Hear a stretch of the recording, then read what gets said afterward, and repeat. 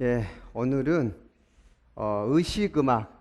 의식음악이라면은 일반적으로 종묘제례악, 문묘제례악, 경모궁제례악, 그 다음에 추가로 정동방곡, 유황곡, 그 다음에 범패, 굿 정도로 우리가 의식음악이라고 이렇게 설명을 하고 있는데 종묘제례악에 대해서 같이 공부를 해보겠습니다. 현재 그 종로 3가에 종묘가 있는데 의식음악,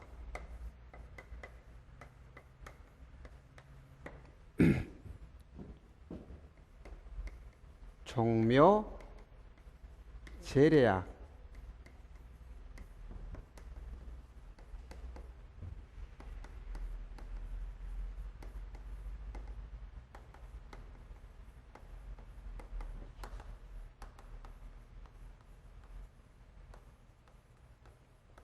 자, 우리가 개념을 잘 잡아야 됩니다.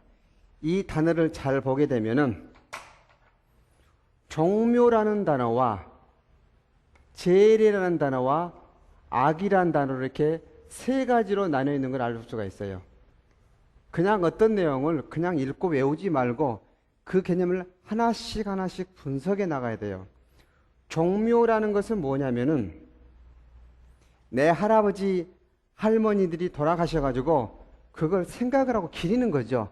자, 선생님들 그 할아버지나 할머니들은 돌아가시면은 집에다가 마루 처마 밑에다가 어떤 신위를 모셨습니다. 그걸 시골에서는 상방이라고 하는데 거기다가 할아버지 할머니들의 영정 사진을 모셔놓고 밖에서 손님들이 오실 때 또는 어떤 귀한 음식물이나 그런 선물이 들어오면 먼저 그 돌아가신 조상들한테 고했습니다. 자, 국가에서도 역대 왕이나 왕비들의 신이 위패를 모시는 사당이 있습니다. 그걸 종묘라고 하죠.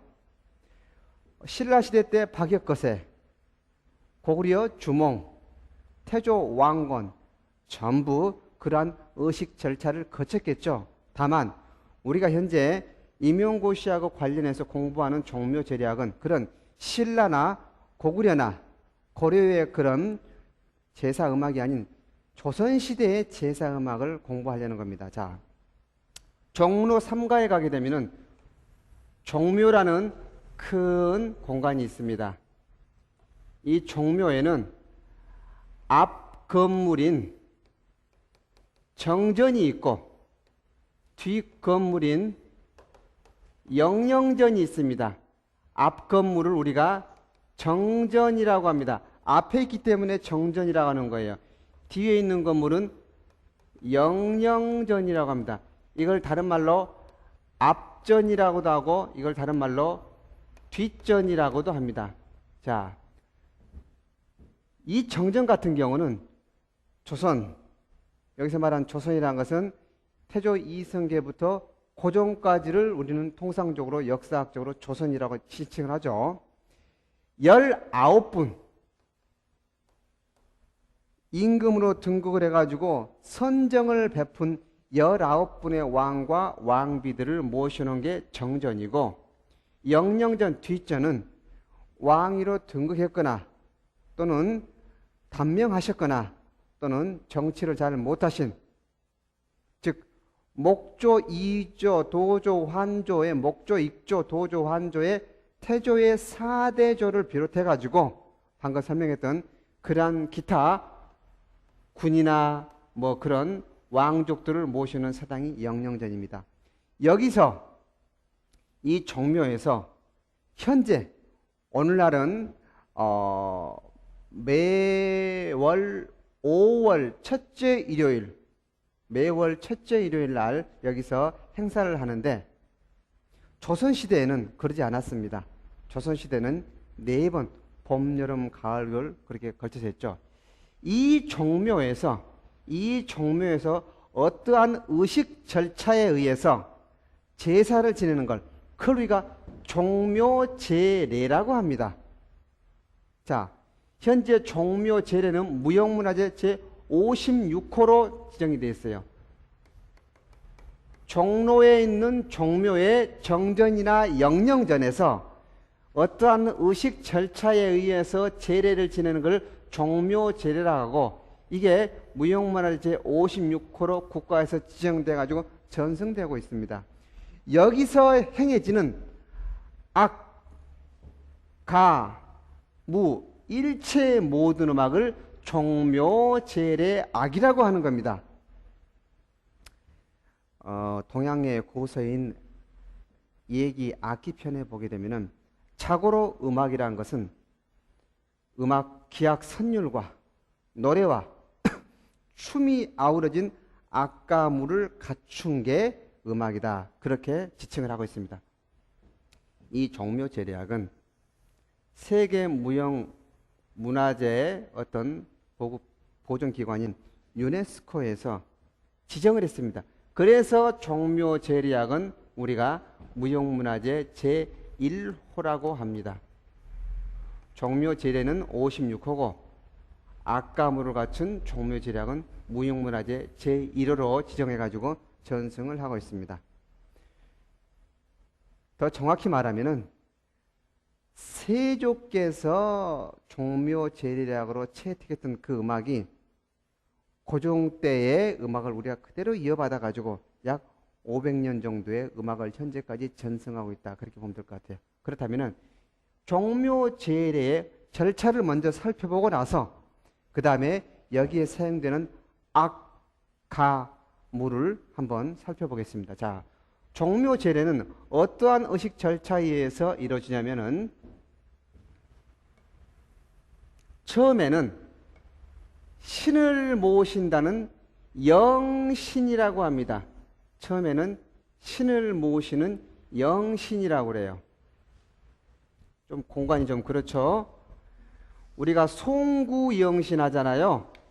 묵은 해를 보내고 새로운 해를 맞는다 할 때 우리가 송구영신이라고 합니다. 송구영신. 자, 이쪽에 크게 한번 적겠습니다.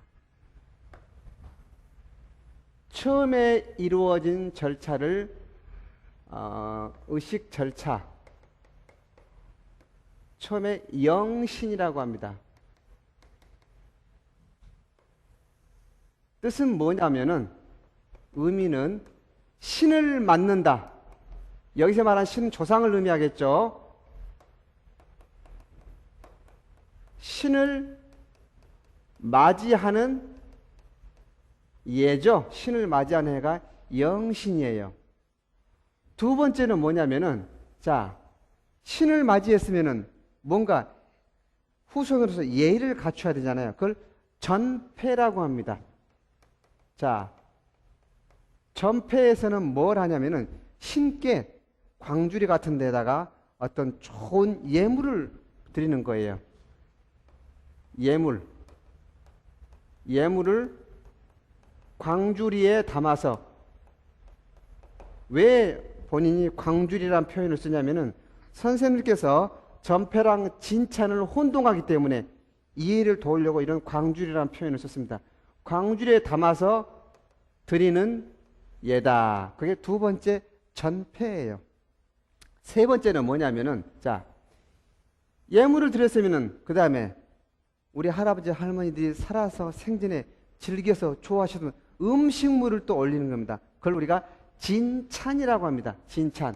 자, 반찬이 좋다, 반찬이 나쁘다 할 때 진찬. 그런 식으로 우리가 응용을 하면 될 것 같고, 우리 시집 가고 결혼할 때 예단 폐물 할 때 폐자. 그렇죠. 우리가 그렇게 이해를 하면 훨씬 더 이해를 돕고 암기하는 데 수월할 것 같아요. 제기에다가 음식물을 담는 제기에 음식을 담아서 드리는 예가 진찬입니다. 자, 음식을 잡수시면은 또 뭐가 필요하죠? 그렇죠. 음주 가무할 때 술이 필요하겠죠. 자, 그런데 우리 조상들은 술을 잡수는데도 또 의식 절차가 있었는데, 첫 잔을 뭐라고 했냐면 초헌이라고 합니다. 처음 드리는 술잔이에요. 첫 술잔. 첫 술잔을 드리는 예가 초헌입니다. 두 번째는 아헌이에요. 두 번째다 그거죠. 두 번째 잔을 드리는 게 아헌입니다. 두 번째 잔을 드리는 거야. 세 번째는 뭐냐? 종헌입니다. 마지막 잔이다 그거죠? 예. 마지막 술잔을 드리는 거예요. 자, 예물을 올렸고 음식을 드렸고 술을 3번 이렇게 올렸습니다. 이제 웬만큼 잡수셨으면은 이제 우리 잔치를 물려야 될 거 아닙니까? 그걸 우리가 뭐라고 하느냐? 철변두라고 합니다. 지금까지 우리 조상들께 예물과 음식과 술을 올리는 그런 제기상을 전부 거둬 드리는 거예요. 제기상을 거둬 드리는 거. 제기상을 거두는 행위를 우리가 철변두라고 합니다. 자, 처음에 신을 맞이했습니다. 그러면은 이제 우리 신을 보내드려야 되죠. 그걸 뭐라고 하느냐? 송신이라고 합니다. 신을 보낸다 그거예요. 송신. 자, 올해는 비록 부족했지만은 이렇게 흠양하시고 또 내년에 오시면은 저희들이 열심히 준비해 가지고 올해보다 더 나은 예물과 음식물과 향기로운 술을 헌기하겠습니다. 그렇게 그런 마음으로 송신을 하죠. 신을 보내드리는 거예요. 그리고 마지막은 뭐냐? 망료라고 합니다. 근데 그것은 굳이 안 쓰겠습니다. 자, 이런 식으로 하나, 둘, 셋, 넷, 다섯, 여섯, 일곱, 여덟 약 7가지의 절차에 의해서 영신, 전패, 진찬, 초헌, 아헌, 정헌, 철변두, 송신회 약 이런 7, 8가지의 절차에 의해서 종묘에서 재래의식을 하면은 이때 음악도 나오고 춤도 나오고 노래도 나올 거 아니에요. 그걸 이제 살펴보자고. 즉 여기까지는 종묘 재래의식 절차입니다. 자, 그 다음에 아까 방금 전에 그림을 그렸는데 앞 건물인 정전과 뒷 건물인 영전에서 이렇게 의식 절차를 하면은 그 공간에서 여기서 말하는 그 공간은 아까 그 건물을 생각해 보면은 앞전인 정전과 뒷전인 영영전에 그 빈 공간이 있습니다. 그 공간에서 음악이 이루어지는데 대돌 우리 그 시골에 가게 되면은 이렇게 집이 있으면은 그 집 바로 마루 앞에 이런 대돌이 있습니다. 그 다음 이게 마당이겠죠? 마당. 이게 대돌이에요. 그 다음에 여기가 마루. 그 다음에 방으로 옮겨가잖아요. 이 대돌 위를 뭐라고 하냐? 오를 등자 등가라고 합니다. 등가.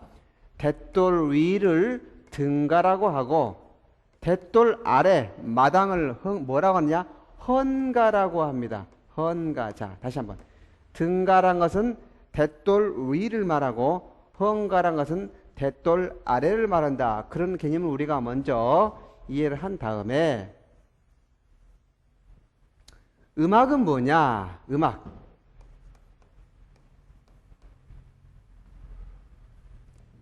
대돌 위에서 하는 음악은 전패가 있습니다. 아까 등가란 것은 대돌 위라고 그랬죠. 그 다음에 또 초헌이 있습니다. 초헌. 무슨 말이냐? 대돌이란 것은 정전 같은 걸 보게 되면은 그 공간이 약 운동장 거의 하나 정도 되는 그런 공간이에요. 그렇다면은 자, 우리 상식적으로 생각을 해봅시다. 운동장 한쪽에서 저쪽까지는 음악 소리가 거의 들릴까요? 안 들릴까요? 안 들리겠죠. 그렇기 때문에 대돌을 중심으로 해가지고 대돌 아래 마당에 설치되어 있는 음악의 악현, 악대와 대돌 위에 설치되어 있는 음악의 악대는 두 개로 구분을 해가지고 거기서 약간씩 다른 음악이 연주된다 그거죠. 자, 전패와 초혼과 그 다음에 철변도 같은, 잘 보면은 신께 처음에 예물을 드리고, 그쵸?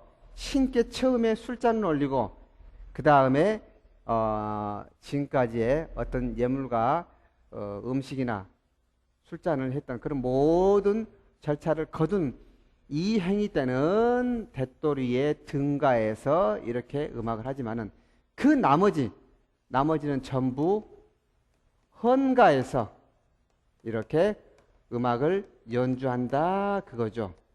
자, 그렇다면은 여기에 사용되는 음악이 뭘까요?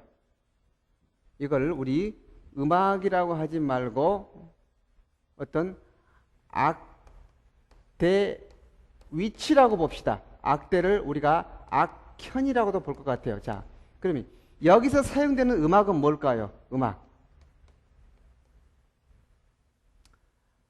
세종대왕께서 중국의 고치학과, 중국의 아학과, 또 고려 서교인 향학을 근간으로 해가지고 정대엽, 보태평 또는 신학을 창제했습니다.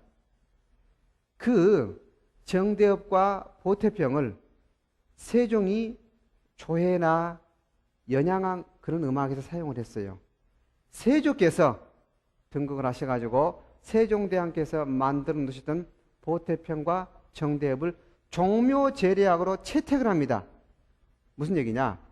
그 보태평과 정대엽은 음악의 성격이 약간 다릅니다. 보태평이란 것은 문치를 기리는 세종이나 성종처럼 그렇게 글을 숭상하고 정치를 잘하셨던 그런 문치를 기리는 그런 음악이 보태평이라면은 정대엽은 태조나 그런 사람처럼 무공을 기리는 겁니다. 자, 세종대왕께서 만든 보태평을 세조께서 종묘제례악으로 채택을 했는데 보태평 같은 경우는 문치를 숭상하는 거예요. 그렇죠? 문치를 숭상하는데 정대엽은 무공을 기리는 거죠. 무공을. 자, 이 개념은 이게 끝난 다음에 조금 이따 음악에서 설명을 할 건데 나와가지고 잠깐 언급을 한 거예요. 자, 영신 같은 경우는 보태평입니다. 보태평.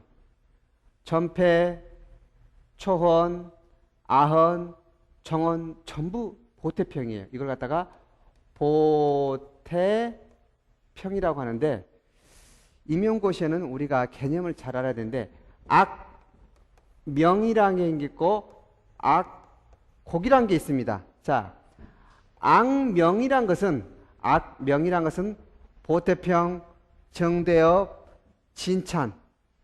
자, 진찬은 우리가 풍안지약, 응안지약, 흥안지약이라고 하는데 그런 개념으로 봤을 때는 악명은 종묘제례악에서는 3개입니다. 그런데 악곡은 보태평 11곡, 정대엽 11곡, 진찬 1곡에서 몇 곡이죠? 23곡에 해당이 된다. 우리가 그렇게 개념을 잡은다면은 영신 보태평이에요. 그쵸? 예. 초원도 보태평이라고 했죠. 역시 여기도 보태평이에요. 초원도 방금 보태평이라고 그랬어요. 아헌하고 정헌은 정대엽입니다. 여기도 정대엽이에요. 자, 그러면 비어있는 게 뭐죠, 지금? 여기 진찬, 철변두, 송신이 비어있잖아요. 진찬 같은 경우는 풍안지약이라고 합니다. 풍안지약. 그 다음에 철변두는 응안지약이라고 해요. 송신은 흥안지약이라고 합니다. 자, 왜 이렇게 노란색으로 색깔을 달리해서 글씨를 쓰냐면은 보태평 정대업은 세종대왕 때 있었어요. 다만 그 음악이 종묘제략으로 사용이 안 됐는데 세조께서 이 보태평과 정대업을 종묘제략으로 채택하면서 이 선율을 축소를 시켰습니다. 그러면서 그 당시에 없었던 풍안지약, 응안지약, 흥안지약을 만드셨어요. 새로 만들어가지고 종묘에 채택을 했다는 거죠. 이걸 우리가 음악명이라고 한다면은 여기에 음악 곡으로 바뀌었을 때 어떠한 내용을 쓸 수가 있느냐? 영신에서는 희문 구성이라고 합니다. 희문 구성. 자, 영어가 새로 나오고 있는데 희문 구성. 이건 무슨 말이냐면은 보태평은 11곡이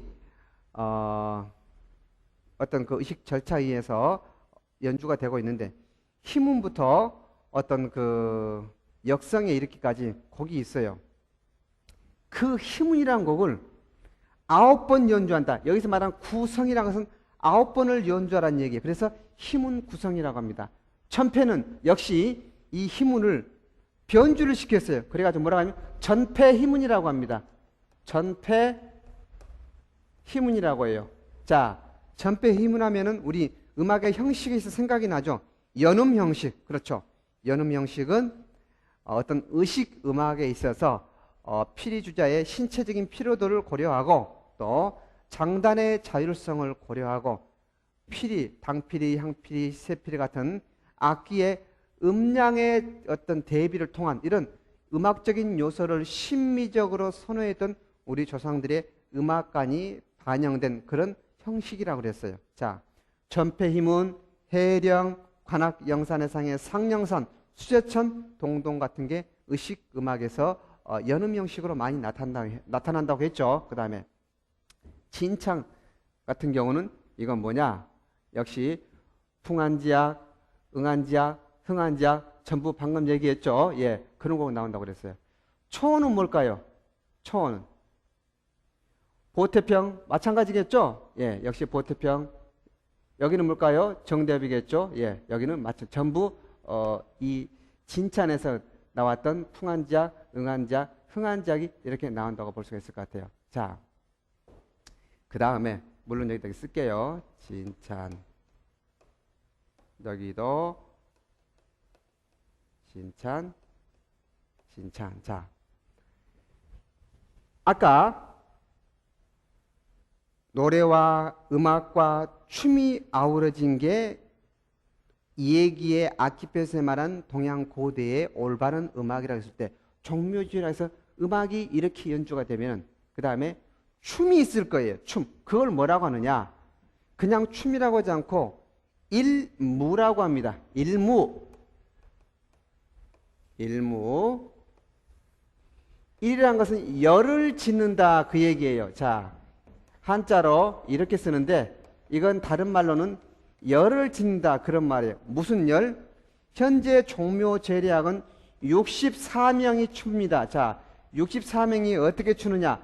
가로로 8명, 세로로 8명에서 8, 8, 64 그런 8일무라고 합니다. 과거에는 신분에 따라서 천자는 8일무, 제후는 6일무, 사대부는 4일무, 일반 평민들은 2일무, 4사람.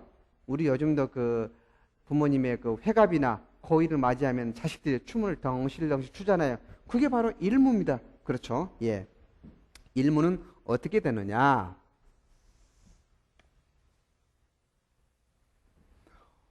보태평이기 때문에 보태평 지무라고 합니다. 정대업이니까 정대업 지무라고 해요. 아주 간단하죠? 예. 보태평 지무. 여기는 정대업 지무겠죠? 아흔하고 종원이니까 정대업 지무예요. 그런데 일무가 없는 곳이 있어요. 어디에 일무가 없을까요? 일무가 없고 없습니다. 그럼 여기는 뭘까요? 역시 보태평 지무겠죠? 여기도 보태평 지무입니다. 자, 그런데 우리 일무에서 조금 이따 설명에서 나오겠지만은 문묘제략과 종묘제략은 일무에서 약간의 차이가 있습니다. 무슨 얘기냐? 종묘제략 같은 경우는 도구, 즉 의물이라고도 표현할 수 있는데 왼손과 오른손에 들고 있는 의물이 약간 달라요. 문무에서는 왼손에는 약이라는 악기를 들고 오른손에는 적이라는 꾸엉 깃털로 만들어진 그런 걸 들고 춤을 춥니다. 근데 종묘제략의 무무는 앞에는 검을 들고 앞에 세 줄은 검을 들고 뒤에 세 줄은 창을 들고 춤을 추는데 문묘제략은 문무는 똑같아요. 그런데 무무만 왼쪽에는 방패를 들고 오른쪽에는 도끼, 부월이라고 하죠. 도끼를 들고 춤을 추는 그런 약간의 차이가 있다는 걸 미리 말씀을 드리고, 자, 음악이 나왔습니다. 춤도 나왔어요. 그럼 뭐가 나와야 될까요? 아까 얘기했죠? 노래. 그걸 우리는 뭐라고 하냐? 악장이라고 합니다. 악장.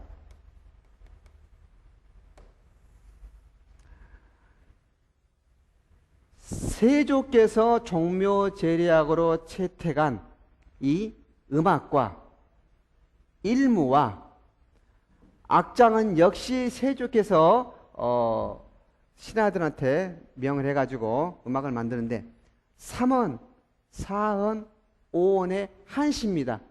3원, 4원, 5원의 한시로 음악을 만들었어요.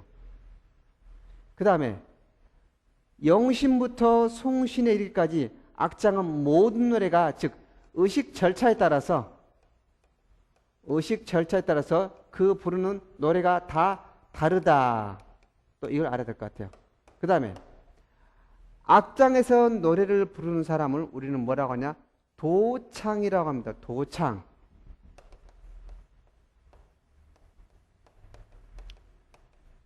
이끌어간다 그거죠. 자, 이런 식으로 의식 절차, 의미, 악대 위치, 악공명, 일무, 악장까지 살펴봤습니다. 자,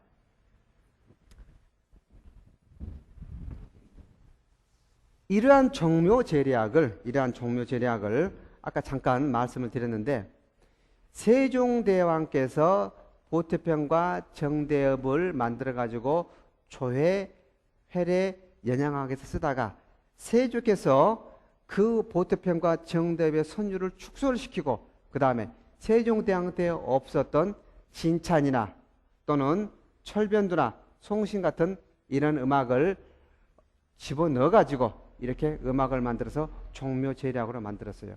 이런 종묘제략 구체적으로 음악적인 면에서 악과 가와 무로 한번 나누어서 한번 살펴보겠습니다. 거기 표지에 나와 있죠? 예.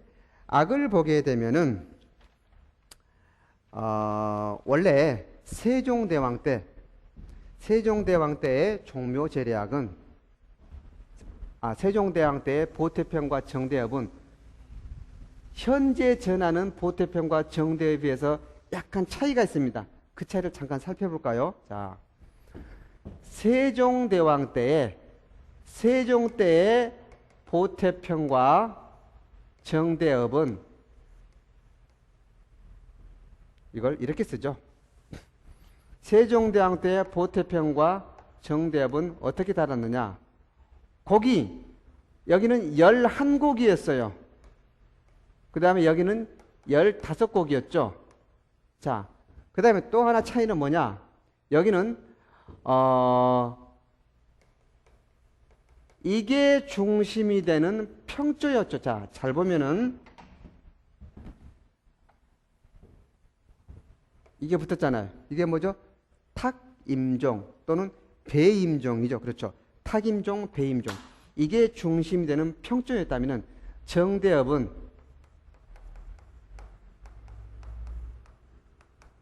탁남녀가 중심이 되는 계면조였다. 그렇게 볼 수가 있어요. 그런데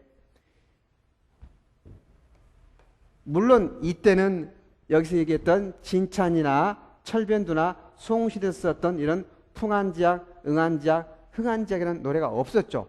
세조께서 이 음악을 종묘 제례악으로 채택하면서 보태평은 어떻게 바뀌느냐? 곡수는 똑같이 11곡입니다. 11곡인데 청황종 평조로 바뀌죠. 청황종 평조로 바뀌고 정대업은 어떻게 바뀌느냐? 15곡에서 4곡을 줄여가지고 11곡으로 바뀝니다. 그러면서 청황종 계면조로 간다. 그런 차이가 있어요. 현재 음악은 이 음악이죠. 그렇죠? 예. 그런 내용이 거기에 나와 있죠. 예.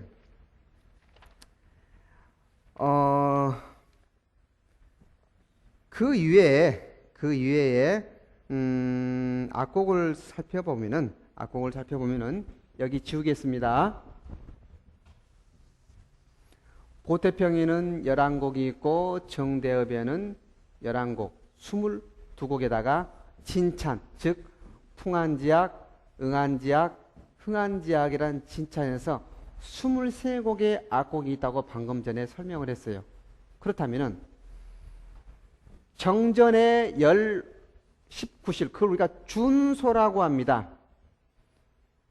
19실, 이걸 우리가 준소라고도 하는데 어떠한 의식을 주관하는, 우리가 그걸 뭐 헌관이라고 가정을 한다면 그 사람이 기다리고 있다가 이 준소로 가는 행위, 이걸 뭐라고 하냐? 인입이라고 합니다. 헌관이, 의식을 주관하는 헌관이 이 19실의 준소까지 가는 것을 인입이라고 해요. 1실부터 19실까지 다 끝냈습니다. 그런 다음에 끝낸 다음에 오는 과정을 뭐라고 하냐? 인출이라고 합니다. 인출이라고 해요. 책에 나오고 있죠? 예. 보태평에는 11곡이 있고 정대업에 11곡이 있는데 물론 그 11곡을 다 기억하면 좋겠죠. 그런데 굳이 그렇게 가지 마시고 보태평 희문과 역성, 정대업의 소무와 영감만 기억하면 될 것 같아요. 자, 보태평의 인입장은 제일 처음에 시작하는 게 우리 영신을 예를 들읍시다. 희문이죠. 예, 희문에 시작해가지고 뭐 김영동으로 가가지고 끝나는 게 역성입니다. 그러면은 역성이 노래가 나온다는 의미는 이 헌관이 19실의 예를 끝내고 다시 자기 제자리로 돌아온다, 그런 말이에요. 정대업 같은 경우는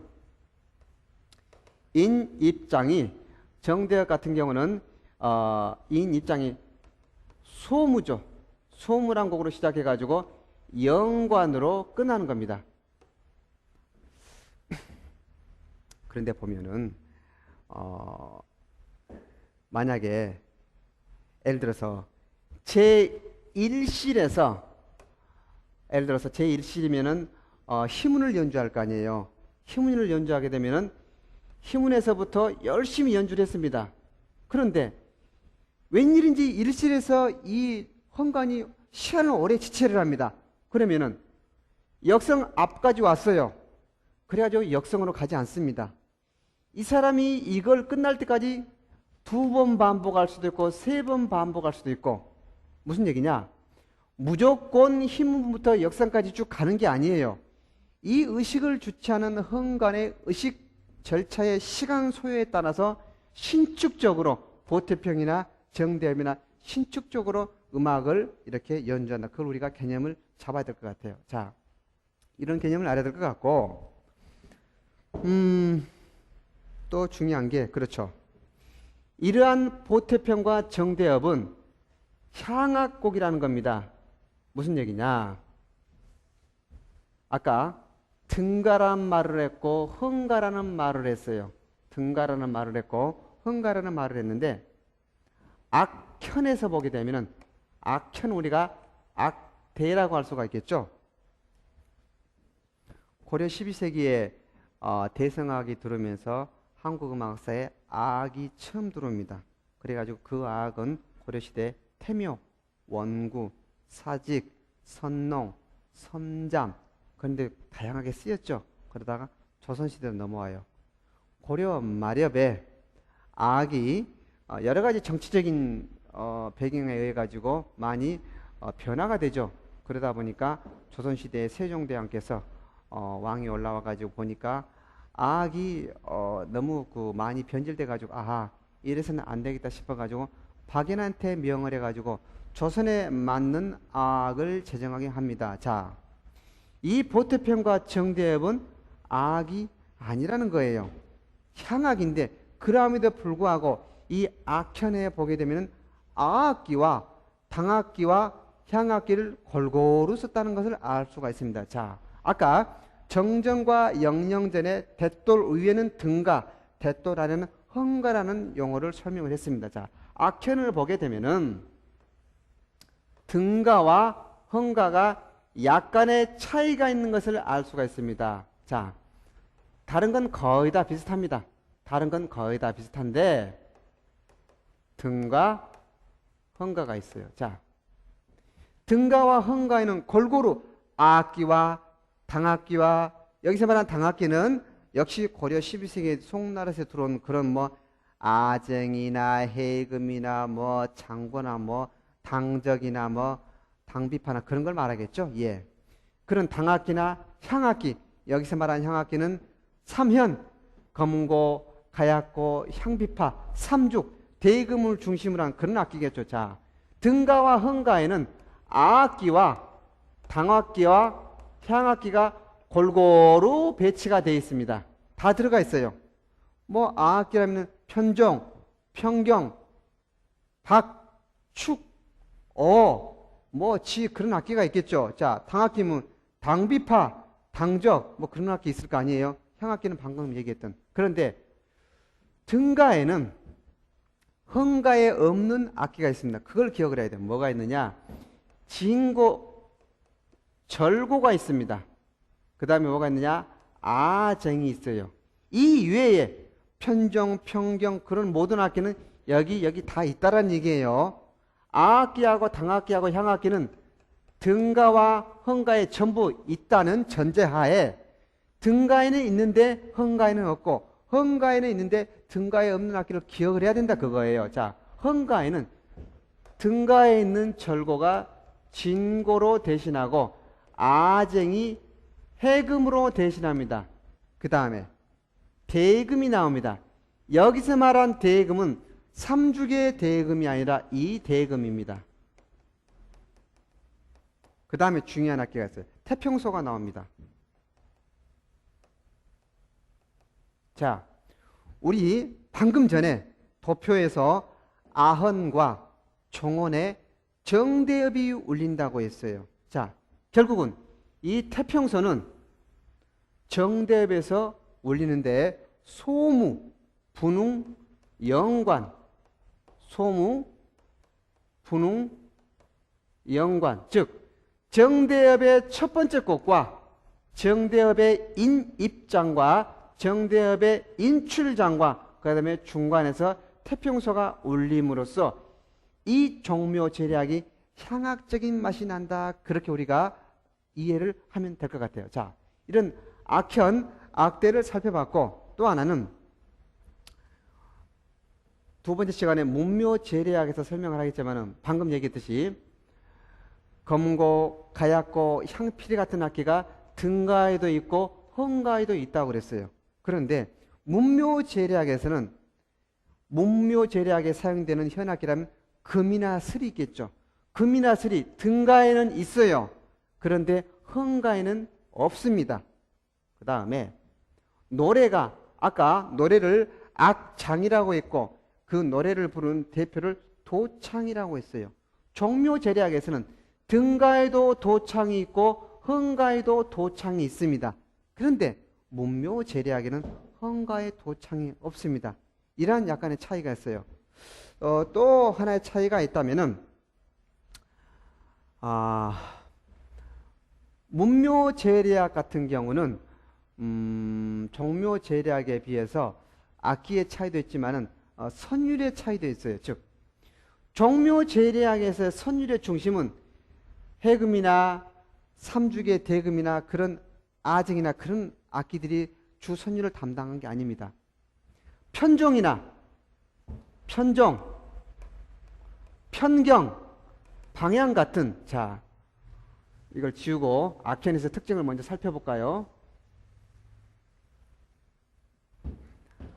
아악기와 당악기와 향악기가 등가와 헌가에 배치되고 있다. 우리가 먼저 그걸 악대의 특징에서 살펴볼 수 있겠고, 두 번째는 헌가에서 태평소가 소무, 분웅, 영관에서 연주됨으로써 향악적인 느낌이 강하게 나타난다. 우리가 그걸 기억을 해야 되고, 세 번째는 주선율을 담당하는 주선율 악기가 편정, 편경, 방향이고, 보조선율 악기가 대금이나 검고나 가야금이나 향필이나 아쟁이나 해금 같은 악기가 보조선율이다. 우리가 그걸 기억해야 되고, 마지막으로 문묘재략에 비해서 종묘재략에서는 등가와 헌가의 고루, 현악기, 가야금, 검고, 향피파 같은 현악기가 등가와 헌가에 다 있고, 그 다음에 도창이 역시 등가와 헌가에 있다. 이 내용을 기억을 해야 될 것 같아요. 이 내용은 문묘재략하고 비교를 해야 되기 때문에 종묘재략에서 우리가 기억을 해야 된다. 그렇게 보면 될 것 같아요. 자, 음악에는 악기의 어떤 그 악현이 있다면 그 다음에는 음계도 있을 것 같아요. 아까 세종대왕 때의 탁임종, 배임종 평조와 탁남녀, 배남녀의 계면조가 세종 때에 오면서 청황종 계면조로 청황종 평조로 바뀌었다고 설명을 했어요. 자, 이건 악현이라면 두 번째는 음계를 살펴보겠습니다. 음계. 어쩔 수 없이 오선보를 그리겠습니다. 방금 전에 청황종 평조와 청황종 계면조라고 했어요. 자, 편종, 편경이 들어갔으니까 황종의 음고가 어떻게 될까요? 그렇죠. 시로 되겠죠. 황종의 음고가 시로 되면은 이렇게 될 거예요. 그렇죠? 예. 이걸 만약에 우리가 이렇게 썼어요. 그랬더니 어떤 선생님이 선생님 왜 거기 율명을 이렇게 쓰지 않고 이렇게 씁니까?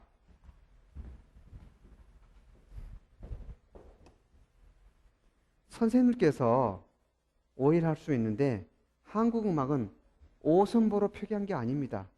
정관보로 표기하죠. 아니할 말로 이걸 본인이 여기다 기부한 다음에 이걸 이렇게 표기해도 이건 틀렸다고 볼 수가 없어요. 중요한 것은 율명이라는 거죠. 오선보의 위치는 중요한 게 아닙니다. 다만 이해를 돕기 위해서 이렇게 하는 거죠. 자, 그럼 이건 뭐가 되겠을 겁니까?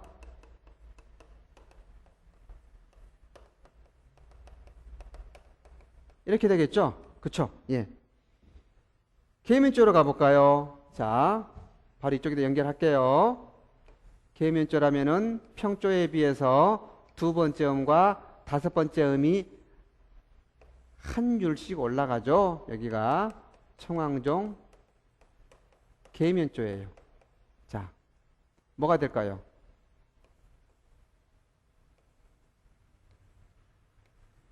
이렇게 되겠죠. 그쵸? 이게 뭐냐면은 역시 안 쓰겠습니다. 똑같으니까. 이건 뭐죠? 협종이죠. 그렇죠. 이건 똑같죠. 중, 임, 무가 되죠. 그런데 뭐가 들어가야 되죠? 여기에 이게 들어가야 되죠. 그쵸? 여기서 끝나면 안 돼요. 자, 아까 종묘제리학에는 보태평이란 곡이 있고 정대엽이란 악명인데 또 하나 있다고 그랬죠. 그렇죠. 풍한지약, 응한지약, 흥한지약의 악명으로 대표되는 진찬이라는 곡이 있다고 그랬어요. 그런데 보태평과 정대엽은 분명히 오음계의 음악이지만은 진차는 7음계의 음악입니다. 그런데 그 음계 구조는 보태평의 음계 구조를 띠고 있습니다. 자, 이건 지금 뭐죠? 보태평이에요. 이건 뭐죠? 지금 정대엽이죠? 정대엽이에요. 그런데 진찬이라는 곡이 또 있다고 그랬잖아요. 진찬이라는 곡은 방금 얘기했듯이 보태평의 음계 구조를 가지고 있습니다. 이 밑에다 쓰겠습니다. 그 보태평의 음계에다가 두 개의 음이 추가가 됐습니다. 그럼 먼저 보태평의 음계 구조를 이렇게 돼 있잖아요. 도, 레, 파, 솔, 라잖아요. 근데 여기에 두 개의 음이 더 들어간다고 그랬어요. 그 두 개의 음이 뭐냐? 여기입니다. 그 다음에 뭐가 될까요? 이거예요. 자, 이건 지금 뭐죠? 황종이죠. 이건 뭐죠? 태. 이것은 중. 이건 뭐죠? 임. 이것은 남이잖아요. 자, 고선이 들어가고 응종이 들어갑니다.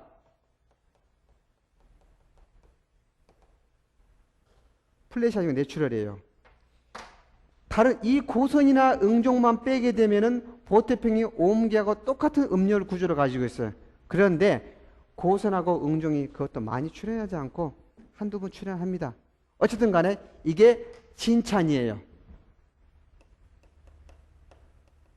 황종평조라고는 쓸 수가 없는 게 이 두 개의 의미 있기 때문에, 즉 보태평이나 정대엽은 오음음계인데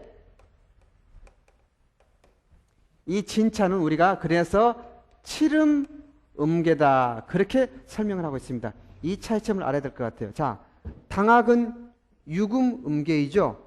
문묘제례학은 칠음음계입니다. 그런데 이 진찬의 칠음음계는 문묘제례학과는 또 다릅니다. 문묘제례학과는 다른 칠음음계다. 우리가 그걸 기억을 하면 될 것 같아요. 자, 음계에서는 이 정도를 알면 될 것 같아요. 자, 음악적인 특징을 살펴보면은 음악적인 특징은 문묘제례학과 비교를 해가지고 살펴봐야 될 것 같아요.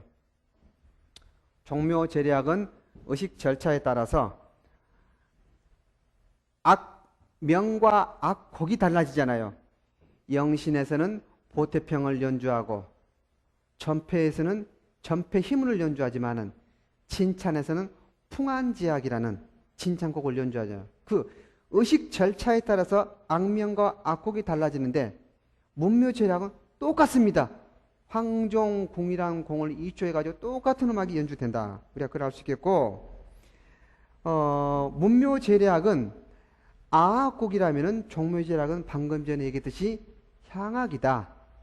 다만 거기에 들어간 악기가 아악기와 당악기와 향악기를 같이 섞어가지고 연주하는 향악곡이다. 그렇게 비교하면 될 것 같아요. 보태평과 정대비 세종대왕 때 만들었을 때는 황종평조와 황종계면조였죠. 그런데 음계의 이중현상이 나타난다고 볼 수가 있습니다. 무슨 얘기냐? 자, 여기 계면조를 예를 들겠습니다. 평조에는 그런 게 나타나지 않는데 계면조에서는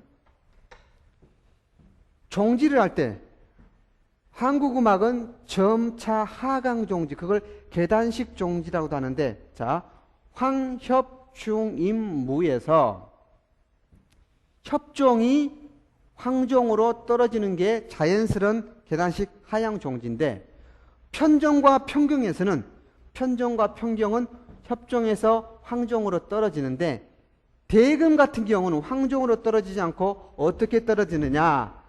탁무나 무역으로 떨어집니다. 탁무나 무역으로 떨어져요. 또는 무역으로. 자, 그렇다면 생각해 보세요. 이 음 사이에는 음의 괴리가 생기죠. 예. 또 하나는 요성의 현상인데, 한국 음악에서의 요성은 식임새라고 볼 수가 있죠. 그게 15세기에는 나타나지 않았습니다. 임진왜란 전인 금합자보나 임진왜란 이후인 양금신보 시절에 나타나는데, 예를 들어서 검고를 예를 들면은 궤 위에다가 손을 얹어놨던 경안법에서 줄을 미는 여간법으로 바뀌죠. 해금 같은 경우는 줄 위에 손을 대고 있다가 줄을 누르고 잡아당기는 여간법으로 바뀌잖아요. 그렇다면은 다른 악기들도 15세기에는 이런 요성이나 농형 같은 게 거의 없다고 봐야 돼요. 이 농현, 그런 식임새 표현이 역시 또 달라지는데, 황종에서 무역으로 갈 때 역시 요성 표현이 나타나는 그러한, 또는 임종에서 중려로 갈 때 그런 요성적인 표현이 나타나는 게 어떤 음계적인 특징이고, 아까 얘기했던 정대읍에서 태평소가 소무, 분홍, 영관에서 연주해가지고 향악적인 맛이 나타난다. 그런 것도 약간 음악적인 특징으로 우리가 볼 수 있을 것 같아요. 또 하나는 문묘제략 같은 경우는 종묘제략에 비해서 등가와 흥가에서, 자, 보태평은 등가죠. 그런데 아흔, 종호는 흥가잖아요. 그렇죠?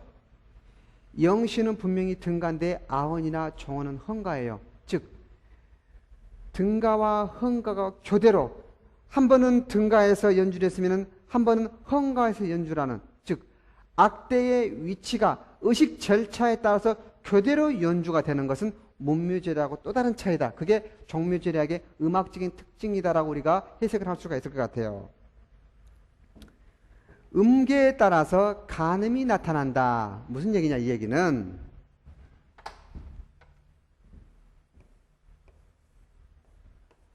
여기도 황이고 여기도 황이면은 이 사이에 여러 가지 음을 집어넣어 준, 우리가 이걸 간음이라고 합니다. 그런 음계에 따라서 간음이 나타난다. 그런 것도 알 수가 있고, 또 하나는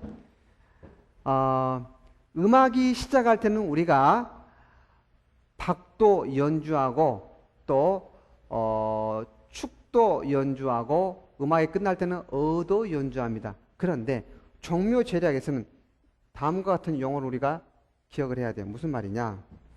처음에 영신, 자, 영신은 어디서 음악 연주하죠? 흥가에서 연주를 하잖아요. 그쵸?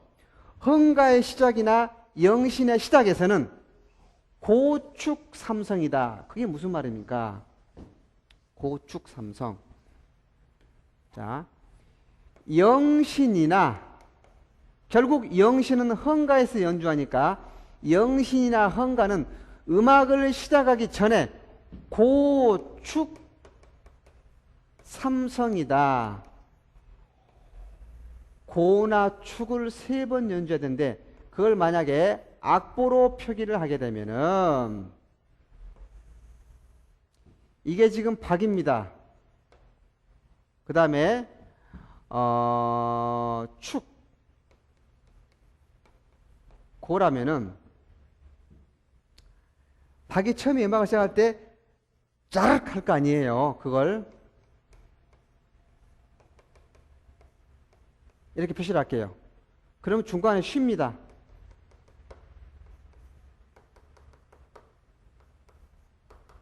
그런 다음에, 이건 지금 뭔지 아시죠? 이렇게 색깔을 안 칠하더라도 이 쉼표를 말하는 거예요. 여기에 다시 이렇게 연주가 되겠죠. 자, 이렇게 됐을 때 다른 악기, 예를 들어서 축 같은 경우는 이렇게 되겠죠.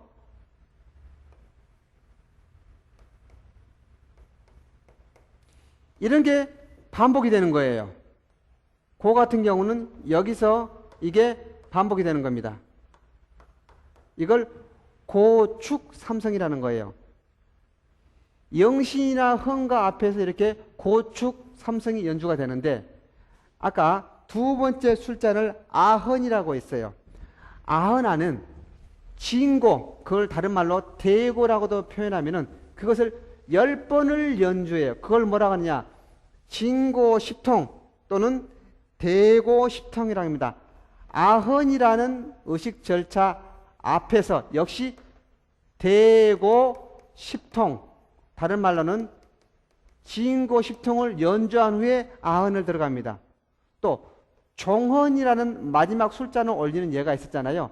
역시 여기서 대고 삼통, 보통 근데 이걸 대고라고 하고 진고 삼통이라고 하죠. 보통은 진고를 삼통을 연주를 합니다.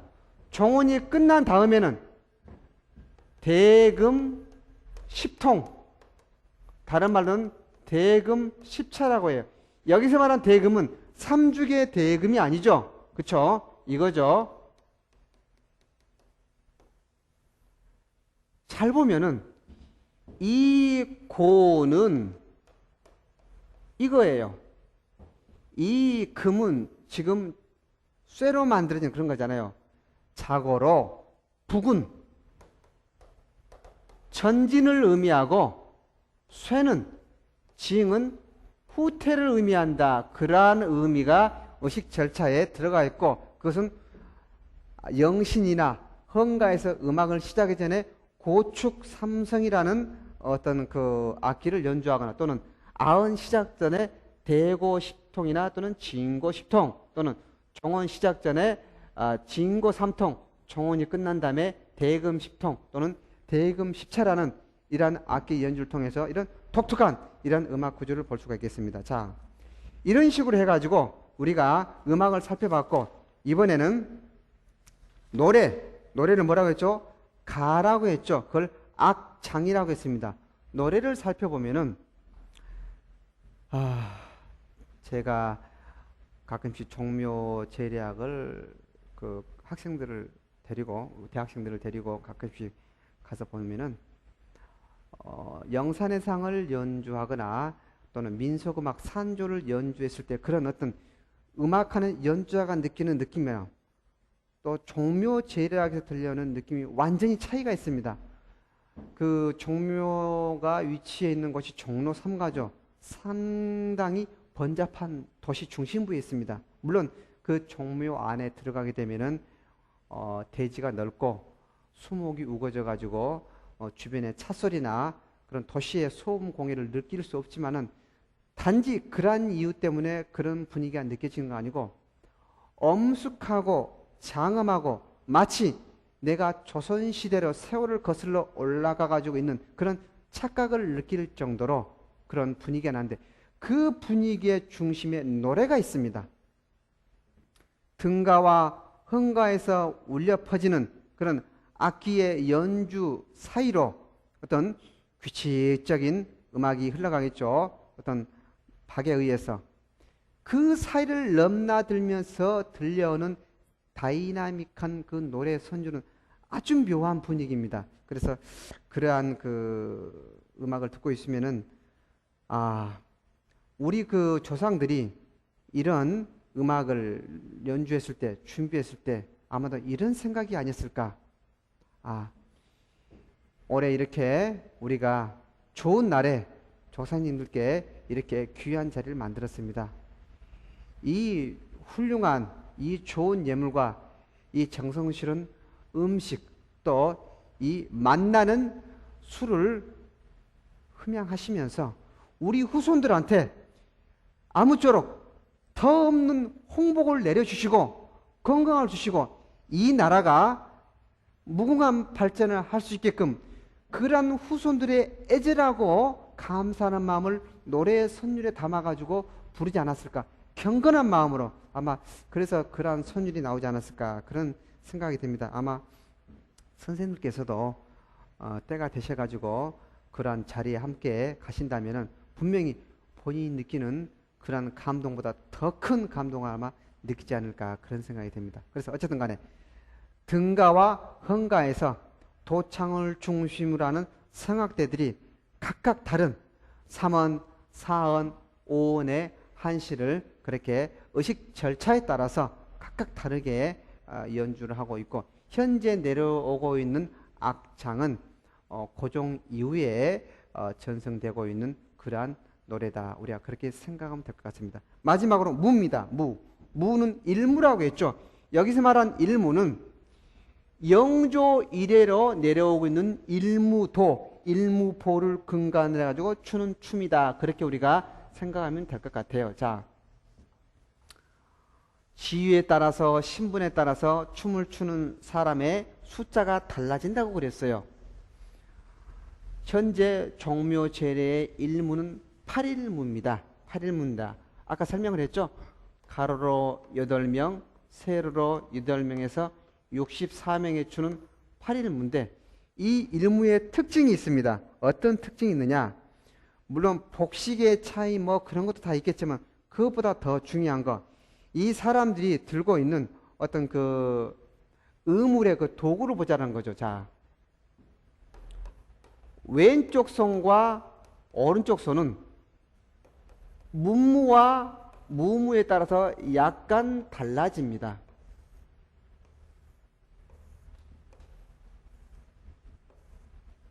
문무 같은 경우는 왼쪽 손에 방금 전에 설명을 했죠. 약이라는 악기를 들고 오른쪽 손에는 적이라는 꽝 깃털로 만들어진 그런 걸 듣는다고 그랬어요. 무무 같은 경우는 종묘제례 같은 경우는 문무는 또 달라지죠. 종묘제례 같은 경우는 앞줄, 앞에 있는 줄은 방금 전에 뭘? 그렇죠. 검을 들고 뒤에 있는 줄은 그렇죠. 창을 들고 이렇게 춤을 춘다. 우리가 그렇게 보면 될 것 같아요. 아까 문무는 문치를 숭상하고 무무는 무를 기린다고 그랬잖아요. 이러한 의미가 이렇게 일무에 녹아 있지 않을까 그런 생각이 듭니다. 일본 그 음악 학자, 음악 관료인 다나베 히시오라는 사람이 조선에 건너와 가지고 이 종묘 제례, 특히 전폐희문, 두 번째 절차인 전폐희문에서 울려 퍼지는 이 음악과 노래와 춤을 보고 나서 이렇게 표현을 하죠. 아, 이 음악은 우리나라에는 없는, 일본에는 없는 동양 최고의 음악이다. 이건 반드시 길이길이 보존하고 전승해야 될 훌륭한 문화유산이다. 외국 사람, 일본 사람 눈에도 그 당시에 그렇게 이 종묘절약은 그렇게 숭고하고 장엄하게 비쳤다는 것을 기록을 통해서 우리가 알 수가 있습니다. 현재 중요 무형문화재 1호로 지정이 되어 있고 유네스코에서 인류문화유산으로 지정한 종묘제례약, 물론 임용고 시와 관련해 가지고 이렇게 간단하게 설명을 했지만은 기회가 되시면은 또 선생님께서 임용고 시에 통과하셔 가지고 학교 현장에서 학생들하고 공부를 하실 때 기회가 되시면은 또 일요일 날 시행되고 있으니까 이렇게 종로에 나가 가지고 이런 종묘 제략을 보게 되면은 서양 음악하고는 또 다른 그러한 공부를 학생들과 같이 할 수 있을까 그런 생각을 해봅니다. 자, 첫 번째 시간에 이렇게 종묘 제략의 음악과 또 악장과 일무에 대해서 같이 공부를 했습니다. 기본 이론반에서는 아마 이 정도만 하면은 될 것 같고 조금 더 자세한 내용, 예를 들어서 종묘 제례학의 어떤 음악적인 면, 결국은 제사 행위보다는 음악적인 부분이 시험 문제에 나올 가능성이 높기 때문에 실제로 작년인가 그 작년인가 한 번 문제 나왔었습니다. 그런 부분을 심화 학습 과정에 조금 더 자세하게 다루려고 합니다. 잠깐 쉬었다가 두 번째 시간에, 그렇다면은 이러한 똑같은 제례 음악인데 종묘 제례학에 비해서 문묘 제례학은 어떤 차이가 있는가, 연원이나 악대의 형성 또는 음악적인 부분에서 공통점과 차이점은 뭔가, 그런 부분을 살펴보겠습니다. 잠깐 쉬겠습니다.